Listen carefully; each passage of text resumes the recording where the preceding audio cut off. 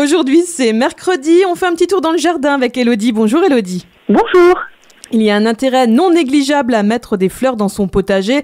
Certaines fleurs sont là pour éloigner les insectes, d'autres sont là pour justement les attirer. Pour commencer, Elodie, quelles sont les fleurs qui éloignent les insectes, les nuisibles? Alors, il y a des fleurs qui vont être des plantes pièges, en fait, comme la capucine. C'est-à-dire une plante piège, c'est que le puceron, il va préférer s'attaquer à ces plantes-là plutôt que d'aller dans tes plantations. Ils laisseront tes plantes tranquilles. Donc ça, c'est une plante piège, c'est donc la capucine. Après, tu as des plantes qui sont répulsives. Donc ça, c'est pour les éloigner. C'est par exemple la sauge officinale. C'est une sauge que tu peux aussi utiliser en cuisine. Ou l'œillet d'Inde.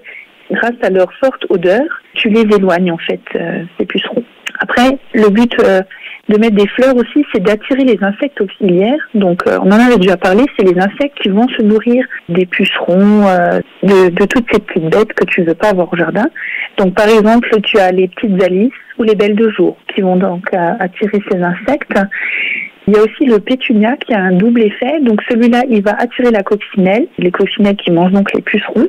Mais en même temps, ils vont repousser les altises. Donc ça, c'est des petits insectes qui vont souvent sur les choux ou les alrodes. Donc ça, c'est des petites mouches blanches. Voilà, tu mets des pétunias pour éloigner toutes ces petites bêtes.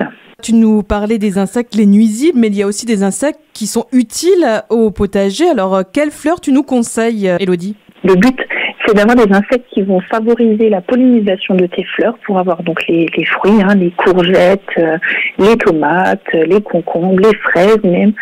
Donc ça, ce sont des plantes à placer autour de ces légumes. Donc là, tu peux planter de la bourrache, des jacinthes, pour tout ce qui est au printemps, de la lavande, du coquelicot, du bleuet, des marguerites, des soucis. Enfin, il y a vraiment beaucoup de plantes que tu peux mettre au jardin qui attirent les pollinisateurs. Alors, il y a des petites bébêtes rampantes. Généralement, c'est un peu la misère pour les jardiniers. C'est tout ce qui est limaces. Est-ce que tu as des conseils pour les éloigner? Oui, alors, on s'est attesté, je l'ai encore pas fait, mais je pense que ça peut fonctionner. Donc, contre les limaces, il y a la bourrache qui serait assez efficace, ou planter du chardon, de la lavande. Ça fait des barrières anti-limaces. Et pour éloigner les chenilles, tu peux planter du pétunia, de la bourrache, du souci, de la capucine. Enfin, il y a des plantes qui ont vraiment un double emploi. Et puis, pour tout ce qui est petites bêtes dans le sol, comme les nématodes, ça c'est des vers qui mangent les racines.